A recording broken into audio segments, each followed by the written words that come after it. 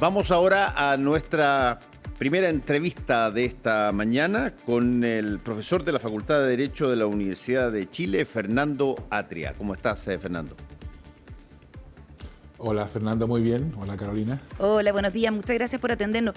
Hay que decir, Fernando, que usted ya no está viviendo en Chile, está en Londres acompañando a su esposa Jimena Fuentes, que es embajadora de Chile ante el Reino Unido, ¿no? ¿Cuál podría ser su primer comentario? Bueno, a ver, es relativo. Perdón.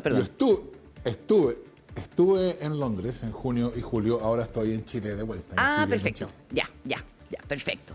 Igual me gustaría preguntarle ya vamos a ver si es que tiene una mirada como más en perspectiva general de lo que está ocurriendo en el país, pero entremos a la contingencia de inmediato.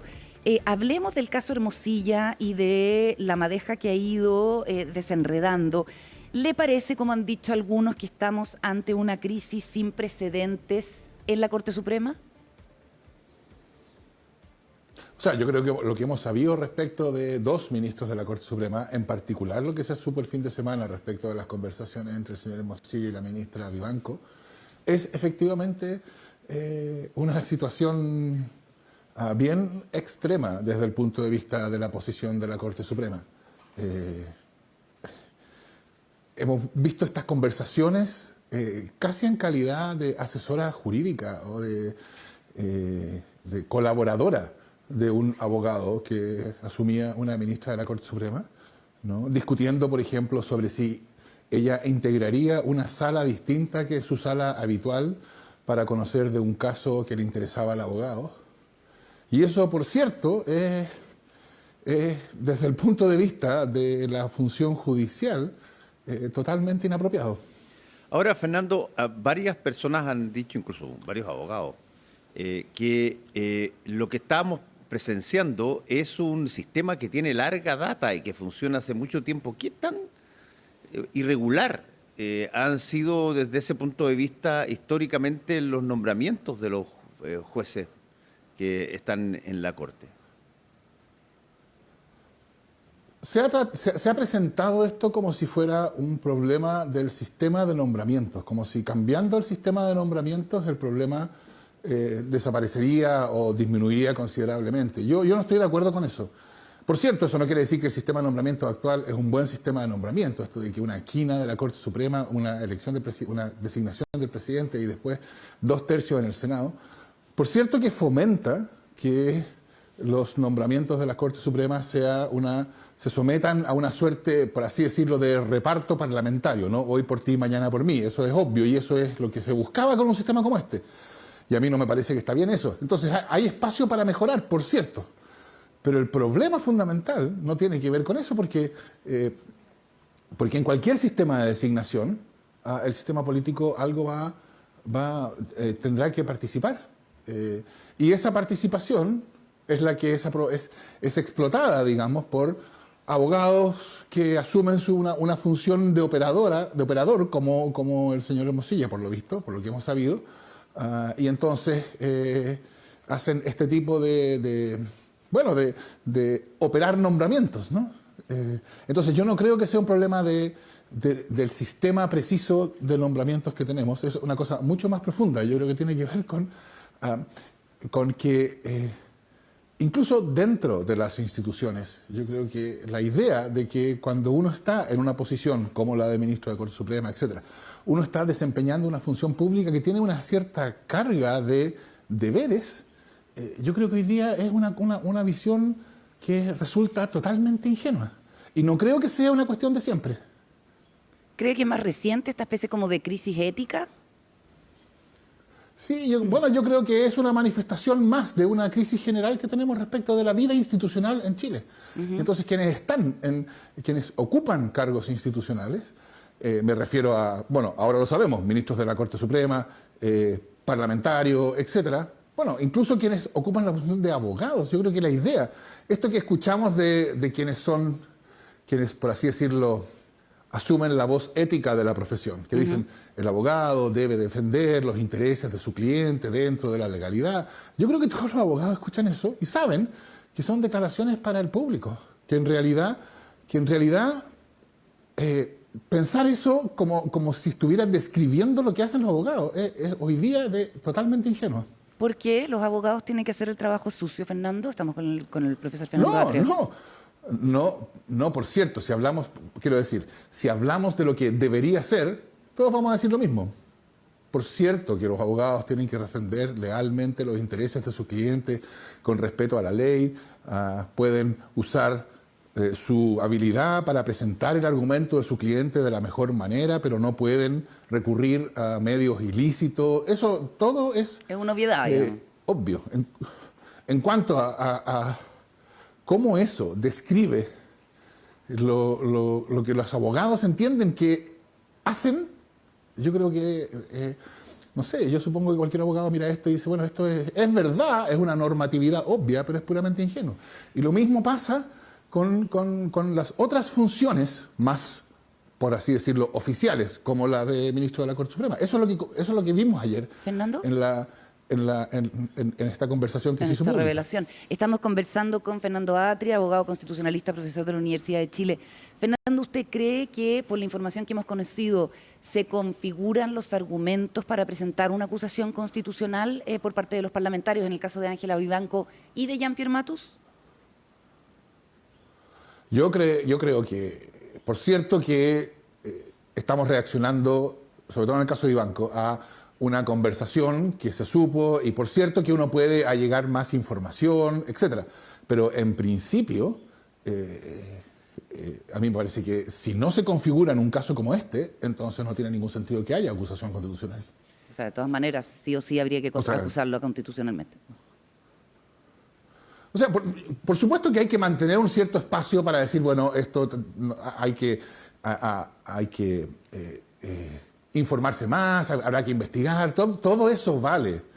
Pero el hecho que se ha conocido es demasiado grande. Yo creo que si no hay una reacción como esa, si no hay una reacción como esa, lo que se está significando con eso es, no es tan grave.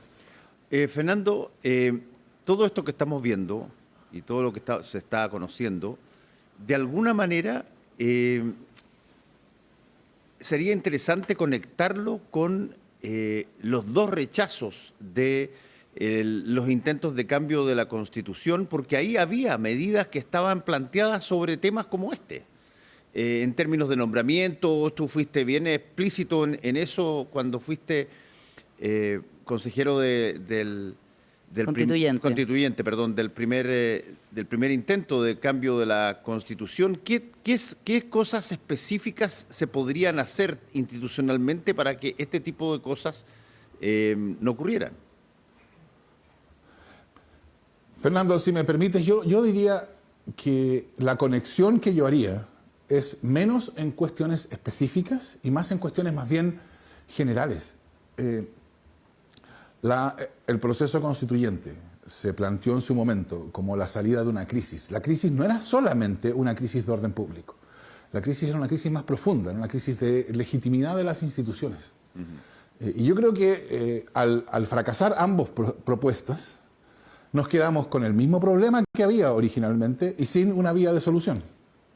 Y entonces, claro, yo escuchaba mucho celebrar después del segundo plebiscito, del plebiscito de diciembre, que por fin se había cerrado el proceso constituyente y podíamos volver al trabajo habitual, por así decirlo, ¿no? Volver a la normalidad. Bueno, esta es la normalidad de vivir bajo una institucionalidad que está en una crisis de legitimidad profunda. Y la crisis no es solamente de la gente que protesta en la calle, la crisis, estamos viendo ahora, también es de los que participan de las instituciones y entienden que sus posiciones en las instituciones son para beneficiarse a ellos mismos. Eso también es una manera en que se expresa esta crisis general. El proceso, si hubiera tenido éxito el proceso constituyente, no se habría solucionado la crisis de un día para otro. Pero yo creo que estaríamos en una condición distinta para recuperar una suerte como de entendido de todos de que las instituciones son algo más que un discursillo que se hace sobre moralidad abstracta para decir cómo deberían ser las cosas, pero que no tiene que ver con lo que realmente pasa. Y sin embargo, a la ciudadanía no le gustó ninguno de los dos textos propuestos. Fernando, hay información de opinión pública que trae la encuesta Academ de ayer, que dice que a 2 años del plebiscito, del 4 de septiembre, y por primera vez desde el 2015, hay más chilenos que están en contra de la necesidad de una nueva constitución que a favor, 49 versus 46. ¿Qué le parece esto? No, eso a mí no me extraña después de los resultados, por cierto. Y por cierto que ambas propuestas fueron rechazadas. Todo eso es verdad, eso agudiza nuestro problema, porque ahora estamos en el mismo problema que estábamos originalmente y sin un camino de salida. Ya, y el hecho de que no haya en el horizonte la posibilidad de una nueva conversación constitucional, ¿usted cree que de alguna manera abona esta inestabilidad o esta crisis institucional que vivimos? ¿Sigue pensando que va por la vía constitucional la solución? Es que yo no lo pondría en términos de la vía constitucional, yo lo pondría en términos de tenemos una institucionalidad política que está cada vez más en crisis de legitimación, una crisis que se manifiesta de distintas maneras. Uno podría pensar, bueno, la manera de enfrentar una crisis de esta profundidad y que tiene este tiempo, si esto se ha desarrollado largamente, es a través de una decisión constituyente. Eso es como lo obvio. Bueno, a lo mejor esa no es la solución, pero eso no quita que la crisis está. Entonces, lo que yo estoy observando es que estamos nosotros en una crisis que ahora la estamos viendo manifestarse de una manera distinta, porque antes la veíamos en el problema del orden público, por así decirlo, ¿no? Ahora lo estamos viendo en la manera en que quienes actúan o participan de las propias instituciones entienden que estas instituciones existen para... Exacto. Entonces, el problema está ahí. La solución ya no está, ya no tenemos una vía de solución. Y entonces, bueno, estamos con un problema sin solución. Eso es lo que estoy diciendo. No estoy diciendo debemos ir a un tercer proceso constituyente. Le entiendo, ¿no? le entiendo. Yo creo que esa vía quedó más bien cerrada, es verdad. Correcto. Pero eso nos deja en un caso más grave todavía. Sí. La semana pasada, estamos conversando con el profesor Fernando Atria, abogado constitucionalista. La semana pasada, la ministra del Interior, Carolina Toá, habló de la inminencia de un acuerdo para la reforma del sistema político. Lo dijo también la presidenta del Partido Socialista, la senadora Bodanovich, acá en el programa. Y lo que se sabe es que las conversaciones abrirían la posibilidad de una reforma al sistema político minimalista, con el establecimiento de un techo para obtener escaños y en el incentivo para que los grupos chicos se unan, y con la pérdida del escaño en caso de renunciar a un partido político. Eso es como donde más acuerdo hay. ¿Le parece que sería un avance o es de quienes cree que si no hay una modificación robusta al sistema político, que se meta con el distritaje, que se meta con las listas y los pactos, no es mucho el avance? Bueno, yo creo que si uno mira para atrás, hemos tenido muchos casos de reformas que se han planteado como si esta es la solución a la crisis de legitimidad del sistema político. No pasó con el voto voluntario en su momento y la inscripción automática, pasó con la reforma a los partidos políticos, pasó con la cuestión del financiamiento de las campañas, y cada vez se decía, esta sí que sí, y poco después la cuestión resultaba seguir más o menos igual. Yo creo que va a pasar lo mismo con esta. Yo no creo que el fraccionamiento en el Parlamento sea la causa del problema, porque, por ejemplo, ve usted, en el caso de las pensiones, yo no veo que haya acuerdo de las fuerzas políticas principales y que ese acuerdo colapse, por así decirlo, porque hay demasiados grupos chicos que impiden que llegue a la mayoría. No pasa eso. Si hubiera acuerdo de los dos grupos principales, el fraccionamiento sería irrelevante en el caso de las pensiones. Entonces el problema no es, creo yo, el problema de fondo no es el fraccionamiento, y esto de darle mayor poder a los partidos por la vía de que el parlamentario que renuncia a su partido pierda el escaño, lo que va a producir es que los parlamentarios no van a renunciar a sus partidos. Y entonces el conflicto que antes se manifestaba en la renuncia del parlamentario, ahora se va a manifestar en un conflicto al interior del partido. Y los partidos van a tener menos capacidad para ordenarse. Entonces, y todo esto va a ser visto por la ciudadanía, creo yo, como una reforma hecha para los partidos. O sea, sería Entonces, inútil. yo creo que es bien poco probable. ¿Sería inútil Yo una creo que es reforma? poco probable que esto solucione el problema. No digo inútil, si uno tiene que rechazar estas cosas y a lo mejor hay alguna mejora marginal con esas dos cosas, pero yo creo que presentarlos como que esto va en alguna medida está mínimamente a la altura del problema, yo creo que es un error. Ahora, Fernando, tampoco es ningún secreto que cuando, por ejemplo, volvemos ahora a tener un ámbito electoral en el caso de lo que tiene que ver con las municipalidades y todo lo demás, cuando hay ese tipo de ambiente preelectoral, bueno, se pierden todos los incentivos por parte de las oposiciones de entregarle beneficios legales en términos de proyectos de ley al gobierno. Y desde ese punto de vista, yo escuchándote, digo, ok, si es que eventualmente se sigue sin poder hacer los cambios en las pensiones o se sigue sin hacer los cambios en las cosas grandes que vienen de muchos años, porque cada vez que hay que hacerlo, bueno, los incentivos no están puestos ahí. ¿Eso qué significa desde el punto de vista de la práctica de lo que podríamos denominar el Parlamento? Bueno, eso, por cierto, es parte de la situación en la cual estamos, que también, creo yo, es manifestación de la crisis en que vivimos, que la política institucional se entiende a sí misma en una guerra fría, ¿no? Una guerra fría es una condición subjetiva de guerra, pero en que no hay condición objetiva de guerra. Está bien, no hay violencia de guerra, y eso es bueno, por cierto. Pero hay condiciones subjetivas de guerra, y en las condiciones subjetivas de guerra, yo no te voy a dar nada a ti que te beneficie, porque si tú te beneficias, tú te vas a ir contra mí. Oh, por supuesto. Entonces, ¿por qué yo habría de fortalecerte para que tú te vayas contra mí? Y yo creo que eso describe la situación entre el gobierno y la oposición hoy día. Pero tiene un agregado adicional, que yo creo, en una democracia que funciona, no es raro que ya haya momentos de guerra fría en la política institucional. Ese conflicto político, sin embargo, en condiciones normales, sería asumido también por la sociedad, y la sociedad se reconocería en ese conflicto político. Pero hoy día yo creo que la sociedad en general mira a la conflictividad política y no se reconoce para nada en ella. Entonces no le dice nada a ella. Entonces lo que la sociedad ve solamente es que, para decirlo en el lenguaje del público, digamos, los políticos se dedican a pelear y los problemas que nos afligen a nosotros quedan sin solución. Fernando. No, eso es lo que yo creo que la sociedad ve. Y eso, claro, lo que produce es más de legitimidad. Estamos conversando con Fernando Atria, abogado constitucionalista. Quisiera volver al caso Hermosilla y al debate que se ha dado, Fernando, con el límite entre la privacidad de un imputado y el interés público, ¿cierto? Con la apertura total de su teléfono, la entrega que se hace de este registro a su propia defensa. Entonces, una pregunta en dos sentidos. ¿Qué le parece ese conflicto? ¿Y qué le parece también la estrategia de defensa de Juan Pablo Hermosilla, que de alguna manera dice como, yo tengo esta información y por ende tengo el control? ¿Por qué se revelan solamente cosas que perjudican a mi defendido cuando puede haber contenidos que también puedan relativizar la conducta o mostrar que era generalizada? A ver, yo pensaría que el cálculo no es que puedan relativizar la conducta, porque nada de esto queda mejor Hermosilla. Esto también es un caso en que Hermosilla se va hundiendo, porque lo que sabemos de todo esto son más conversaciones, más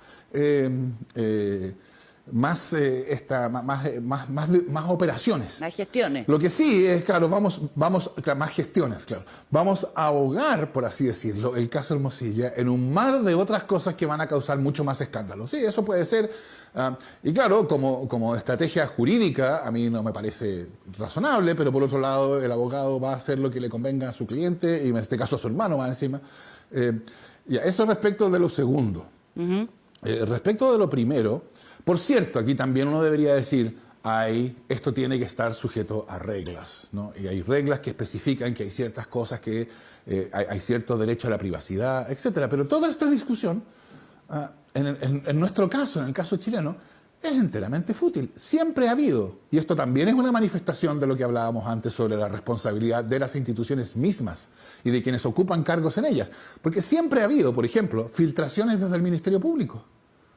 Eso en realidad es totalmente intolerable. ¿Cómo es posible que haya un Ministerio Público encargado de investigar y que se dedique a filtrar a la prensa los antecedentes de la investigación que son secretos o que son reservados tanto por respeto a la privacidad de las personas como por protección de la investigación? Y sin embargo se filtran, y nosotros nos hemos acostumbrado a que se filtren. Entonces, claro, si el estándar con que nosotros funcionamos habitualmente es que los antecedentes públicamente interesantes de las investigaciones del Ministerio Público se filtran con normalidad, esperar que en este caso eso no pase también es bien ingenuo.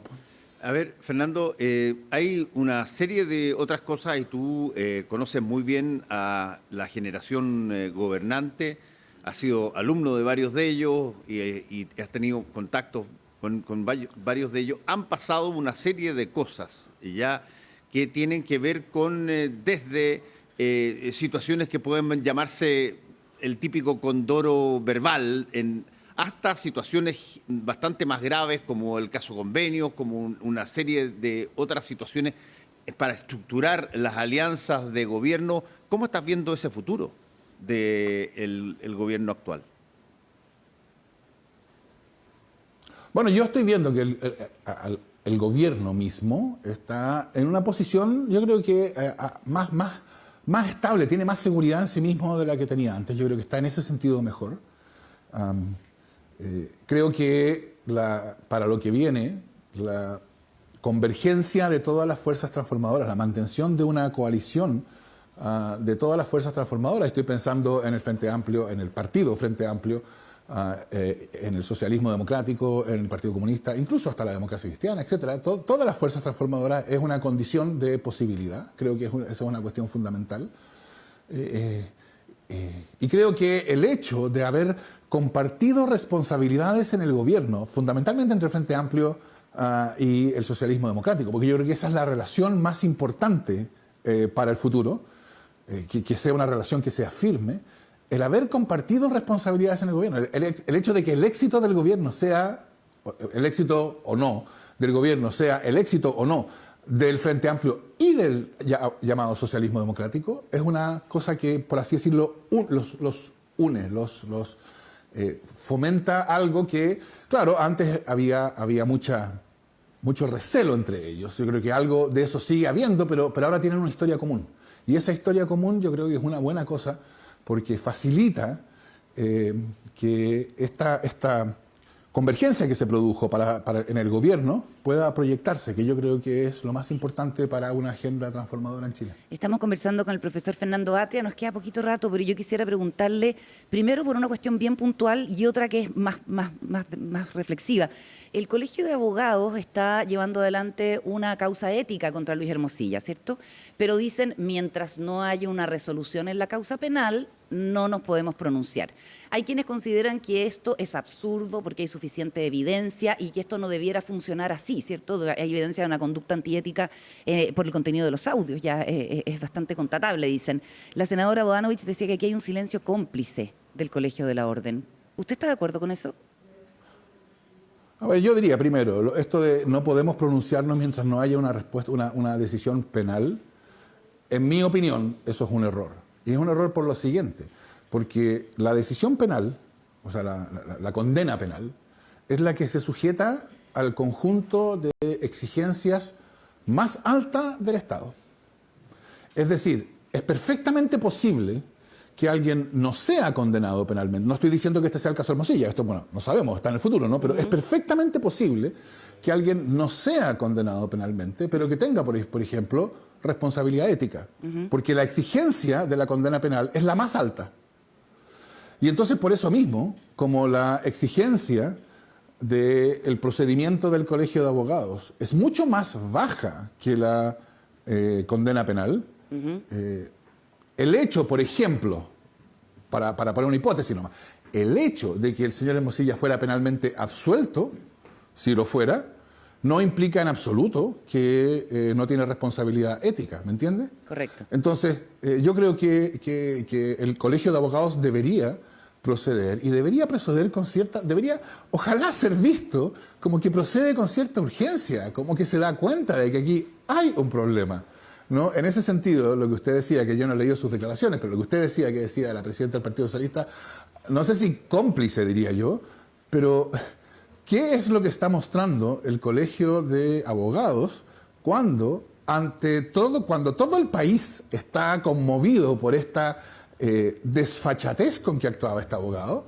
El Colegio de Abogados dice, no, tenemos que esperar, aquí no ha pasado nada demasiado grave como para que nos pongamos en zafarrancho de combate. Entiendo. ¿No? Eso yo creo que es una mala señal del Colegio de Abogados. Y lo último, Fernando, estamos con Fernando Atria, se van a cumplir 5 años desde el estallido social, un lustro ya, y quisiera saber si usted es de los que cree que las demandas y la incubación del descontento sigue ahí como para eventualmente volver a generar un movimiento como el que conocimos, o si más bien de alguna manera se han ido cumpliendo ciertas demandas y vamos en un camino de avance. A ver, yo creo que en términos de las demandas que emergieron con el estallido y que fueron repentinamente reconocidos por quienes siempre las habían negado y las siguen negando hoy día, están todas ahí. Yo creo que en eso no se ha avanzado. Lo que yo creo que sí ha pasado, y es algo que en términos de... Que es bien extraordinario, es que yo creo que hemos estado viendo en los últimos, no sé, un par de años, un esfuerzo extraordinario por convencer a todos los chilenos que las experiencias que tuvieron ellos mismos esos días de octubre eran falsas y que tienen que cambiar sus recuerdos por otros recuerdos. Entonces no tienen que recordar la experiencia de que vivieron, más de 1 millón de personas, ese 25 de octubre, por ejemplo, que vivieron de posibilidades que se abrían. No, todo eso no era así porque no fue un estallido social, fue un estallido delictual, y lo que tienen que recordar es solamente que tenían miedo de la delincuencia que azotó Chile por una semana o por un mes. Ese esfuerzo de cambiar los recuerdos de los chilenos a mí me parece extraordinario y me parece que en buena parte están teniendo éxito, pero ¿Y quién lo empuja ese esfuerzo? Bueno, lo empuja quienes quieren decir no, si lo del estallido... O sea, quienes en el fondo, quienes piensan hoy día lo que la primera dama decía entonces, no, estos son alienígenas. Es decir, no tienen nada que ver con nosotros, no dice nada de Chile esto, solo dice algo acerca de estas bandas delictuales que azotaron Santiago y otras ciudades, pero en realidad algo profundo acerca de nuestra convivencia social, no pasó nada en ese sentido en octubre. Eso, creo yo, es tratar de volver al día anterior. Y claro, eso funciona en el sentido de que cuando se tiene suficiente músculo comunicacional, se logra. Pero lo que está socialmente ocurriendo, el hecho de que hubo un estallido que tenía todas estas demandas, toda esta sensación generalizada de abuso, y que eso no ha cambiado en lo fundamental, yo creo que es algo que es difícil de negar. Fernando Atria, profesor de la Universidad de Chile en Derecho Constitucional, muchas gracias por haber estado con nosotros, Fernando. Gracias, Fernando. Buenos días. Gracias, Fernando.